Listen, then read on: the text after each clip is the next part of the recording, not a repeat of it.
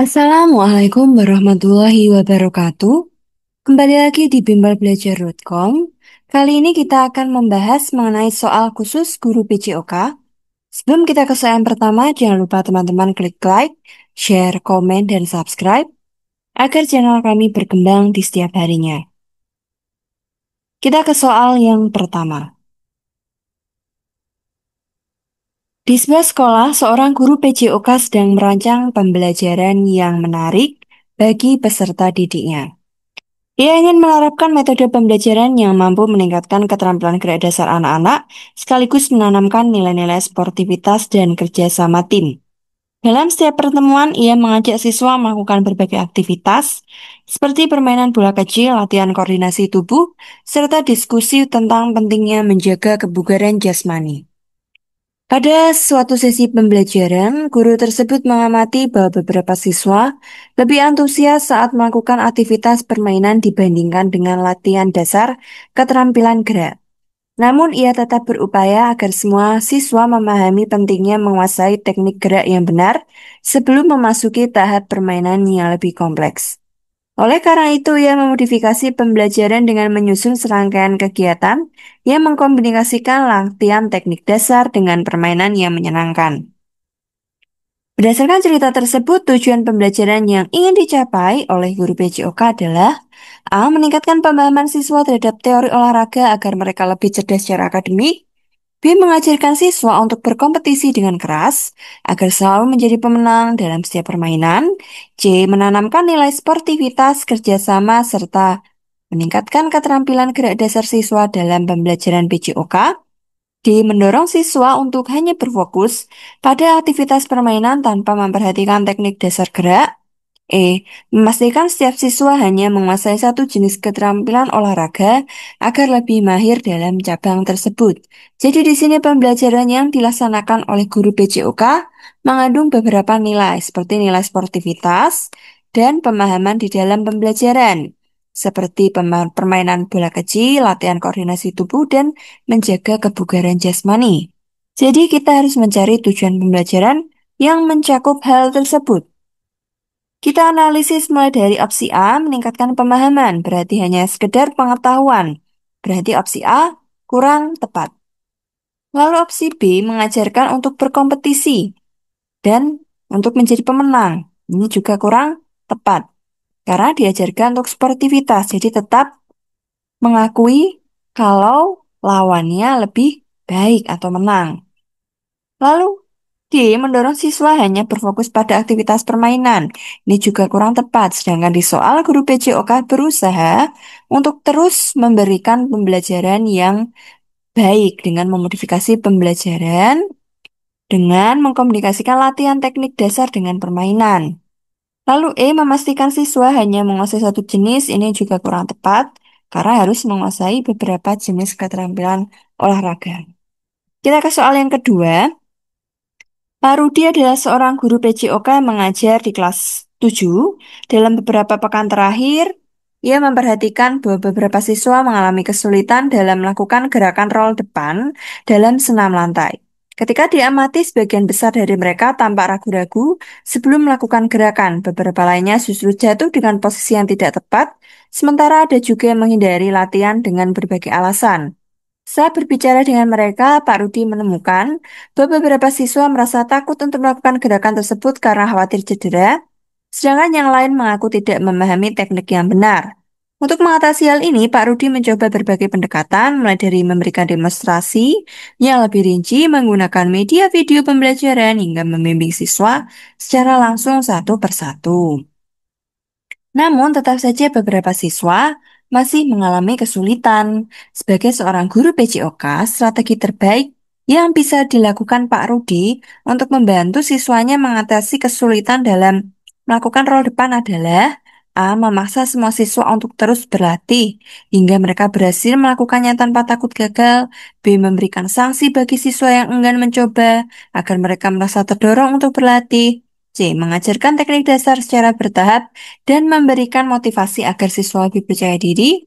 Dia menghindari latihan rol depan dan menggantinya dengan materi lain yang lebih mudah dilakukan.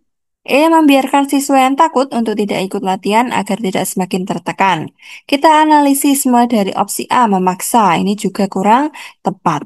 Lalu memberikan sanksi, kita harus menghindari pemberian sanksi di dalam pembelajaran. Jadi A kurang tepat, B kurang tepat. Lalu D menghindari latihan rol depan, ini juga kurang tepat. Sedangkan di sini Pak Rudi memberikan mengenai media video pembelajaran agar siswa tahu bagaimana teknik rol depan, rol belakang. Lalu E membiarkan siswa yang takut, ini juga kurang tepat. Jadi kita harus tetap melatih kepercayaan diri dari siswa dengan memotivasinya. Jadi jawaban yang tepat adalah C. Kita ke soal yang ketiga. Sebagai seorang guru PJOK, Anda menyadari pentingnya pengembangan diri dalam meningkatkan kompetensi profesional serta kualitas pembelajaran bagi peserta didik. Oleh karena itu, Anda mengikuti pelatihan strategi inovatif dalam pembelajaran PJOK yang diselenggarakan oleh Dinas Pendidikan. Dalam pelatihan tersebut, para peserta dibekali dengan berbagai keterampilan, termasuk metode pembelajaran aktif, penggunaan teknologi dalam pembelajaran olahraga, serta cara mengembangkan program kebugaran berbasis komunitas. Salah satu sesi pelatihan membahas pentingnya integrasi teknologi seperti aplikasi pemantau kebugaran dan media pembelajaran berbasis video interaktif untuk meningkatkan keterlibatan siswa. Selain itu, Anda mendapatkan wawasan tentang pentingnya peran guru dalam membimbing siswa untuk mengembangkan keterampilan sosial melalui olahraga. Fasilitator pelatihan menekankan bahwa olahraga bukan hanya tentang keterampilan fisik, tetapi juga membangun karakter, kerjasama tim, serta rasa percaya diri. Oleh karena itu, guru PJOK diharapkan tidak hanya memberikan materi praktik, tetapi juga membimbing siswa dalam mengalami nilai sportivitas dan kerjasama. Dalam sesi akhir, peserta diberikan tugas untuk menyusun rencana pelaksanaan pembelajaran atau RPP inovatif yang menggabungkan metode aktif dan teknologi dalam pembelajaran PJOK. Guru juga diberikan kesempatan untuk berbagi pengalaman dan berdiskusi mengenai tantangan dan menerapkan strategi pembelajaran baru di sekolah masing-masing. Centang pada pernyataan yang benar atau salah. Pernyataan A, pelatihan yang diikuti guru PJOK hanya berfokus pada keterampilan teknis olahraga. Di sini kurang tepat karena di sini juga ada membahas mengenai metode pembelajaran, penggunaan teknologi, dan program kebugaran berbasis komunitas. Jadi jawaban yang A salah ya teman-teman. Lalu B, guru PJOK diharapkan mampu mengintegrasikan teknologi ya. Ini tadi ada mengenai pelatihan membahas penggunaan teknologi. Jadi B benar. Lalu C, nilai sportivitas dan kerjasama tidak terlalu penting dalam pembelajaran PJOK. Ini juga kurang tepat karena di sini guru PJOK diharapkan dapat memahami dan membimbing siswa mengenai nilai sportivitas dan kerjasama. Jadi opsi C salah ya teman-teman. Ya, karena di sini ada kalimat tidak. Oke, langsung di rencana pelaksanaan pembelajaran EPP yang inovatif menjadi salah satu hasil penelitian. Ya, karena di sini membahas mengenai RPP inovatif. Jadi, opsi D benar. Lalu E, pelatihan ini bertujuan untuk meningkatkan kompetensi guru ya, karena di sini guru diajarkan mengenai berbagai strategi pembelajaran, model pembelajaran, dan metode pembelajaran. Jadi E benar ya teman-teman. Kita ke soal yang keempat. Di sebuah kelas PJOK, seorang guru mengamati aktivitas peserta didik saat melakukan permainan bola voli. Sebelum memulai, guru memberikan instruksi tentang teknik dasar passing bawah dan passing atas.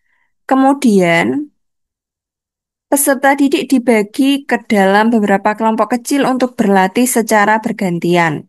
Saat pengamatan berlangsung, guru melihat ada beberapa peserta didik yang masih kesulitan dalam melakukan passing bawah. Beberapa di antaranya terlihat gugup dan kurang percaya diri saat menerima bola.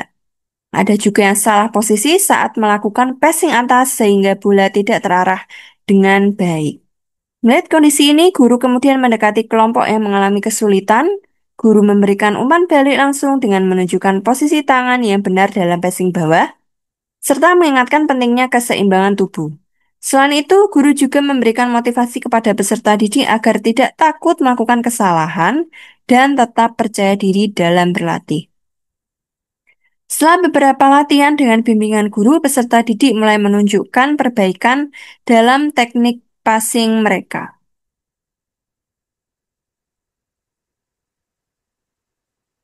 Bola mulai lebih terarah dan mereka semakin percaya diri. Guru mencatat perkembangan ini untuk dijadikan bahan evaluasi dalam pertemuan selanjutnya. Berdasarkan situasi di atas, tindakan guru yang paling tepat dalam mengamati peserta didik adalah A. Mengamati peserta didik secara pasif tanpa intervensi agar mereka belajar mandiri. B. Memberikan hukuman kepada peserta didik yang melakukan kesalahan agar lebih disiplin. C. Melakukan pengamatan dengan aktif dan memberikan umpan balik serta motivasi sesuai kebutuhan peserta didik. D. Hanya mencatat kesalahan peserta didik tanpa memberikan bimbingan langsung. E. Mengubah aktivitas permainan tanpa mempertimbangkan kemampuan peserta didik. Jadi di sini guru harus berperan sebagai pembimbing atau fasilitator yang baik. Jadi ketika ada kesulitan yang dialami peserta didik, kita juga harus memberikan motivasi. Dan sebagai guru harus mencatat perkembangan dari siswa untuk evaluasi. Kita analisis mulai dari opsi A, mengamati peserta didik secara pasif tanpa intervensi. Ini juga kurang tepat, kita sebagai guru harus tetap memberikan dukungan. Ya, lalu B, memberikan hukuman, ini kita tidak boleh lakukan. Lalu D, hanya mencatat kesalahan tanpa memberikan bimbingan yang juga kurang tepat. Kita sebagai guru harus tetap memberikan bimbingan atau arahan. Di sini guru juga menunjukkan posisi tangan yang benar dan mengingatkan keseimbangan tubuh. Lalu E, mengubah aktivitas permainan ini juga kurang tepat. Jadi jawaban yang tepat adalah C. Nah, di sini ada yang ini tanpa mempertimbangkan kemampuan. Ini kurang tepat. Kita ke soal yang kelima. Dalam suatu pelatihan peningkatan kompetensi guru PJOK, para peserta diberikan kesempatan untuk mengikuti sesi komunikasi efektif.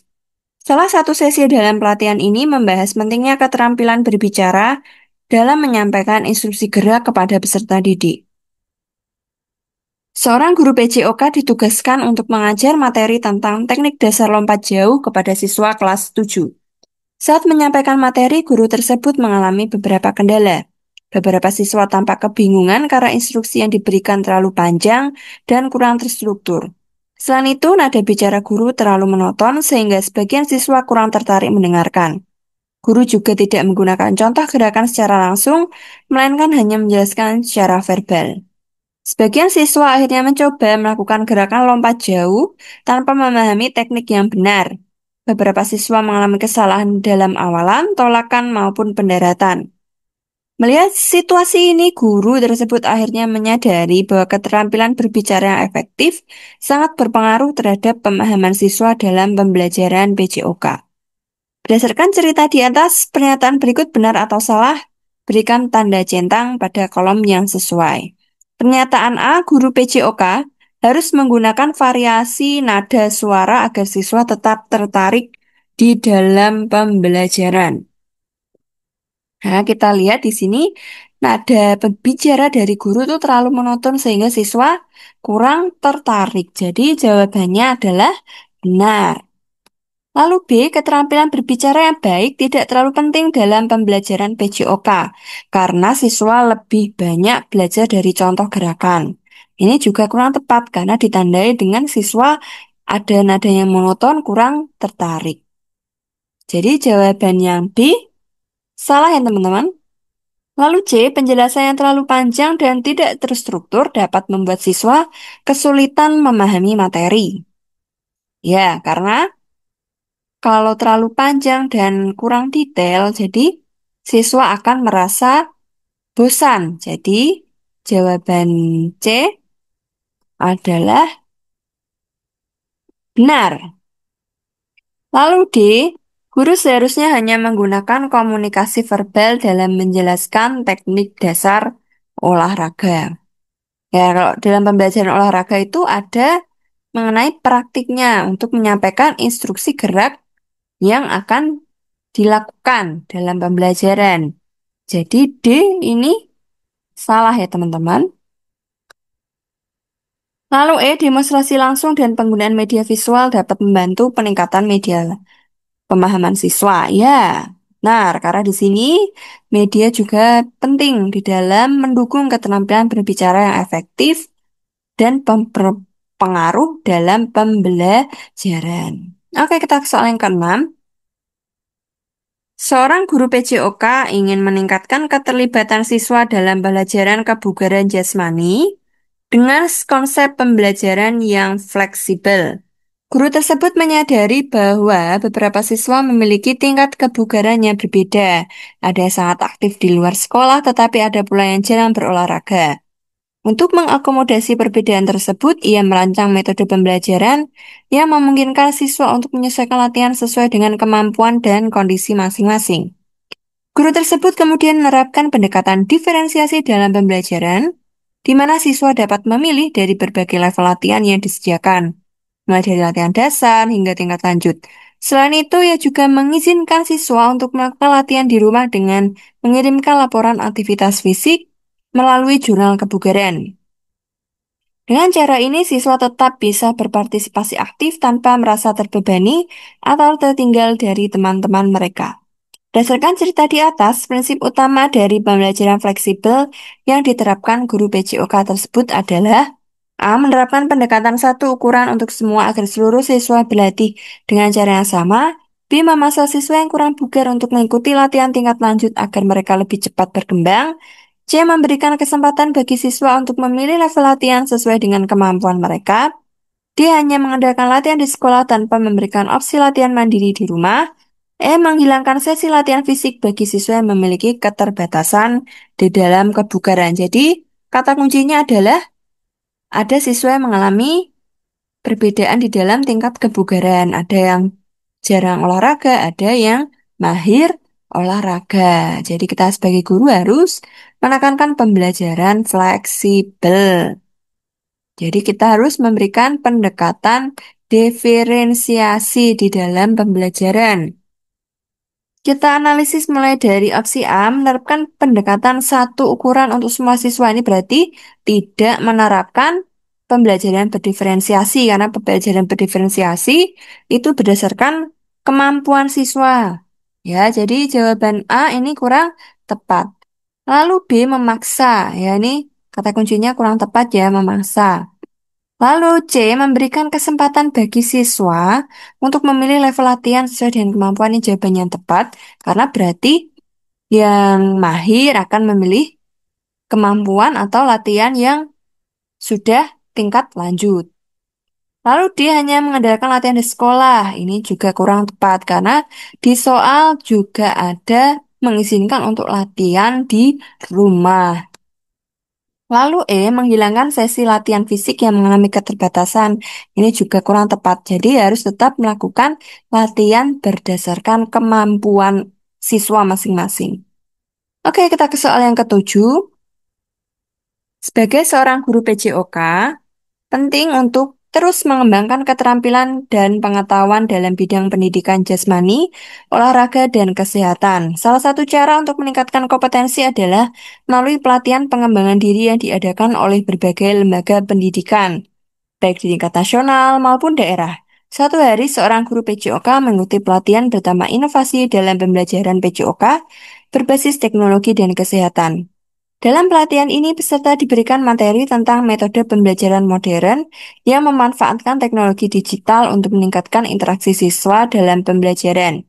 Selain itu, pelatihan ini juga menekankan pentingnya aspek kesehatan mental dan fisik melalui pendekatan holistik.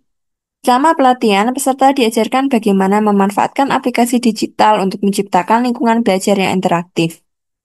Para instruktur menjelaskan manfaat dari penggunaan perangkat lunak analisis gerak yang dapat membantu siswa memahami teknik olahraga dengan lebih baik.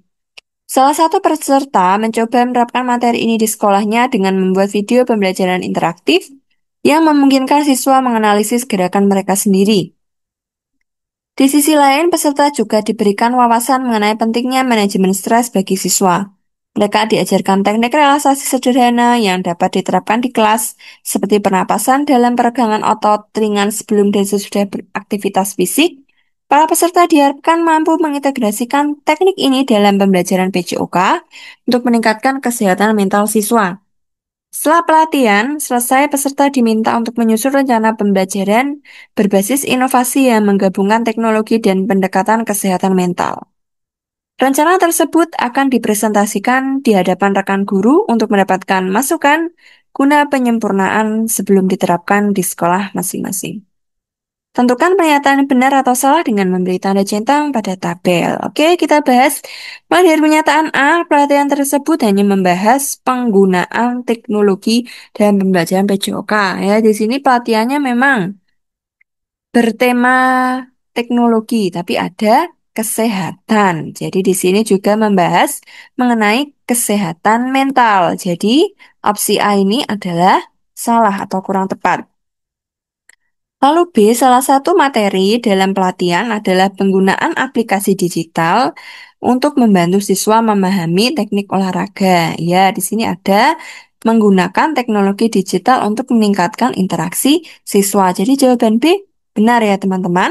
Lalu C, guru PJOK mengikuti pelatihan diwajibkan membuat rencana pembelajaran inovatif setelah pelatihan. Ya, di sini juga guru atau peserta diminta untuk menyusun rencana pembelajaran berbasis inovasi. Ya, jadi C, benar. Lalu D, pelatihan ini tidak membahas aspek kesehatan mental siswa. Ya, jelas di sini membahas mengenai teknik relaksasi. Ada kesehatan mentalnya juga. Jadi jawaban yang D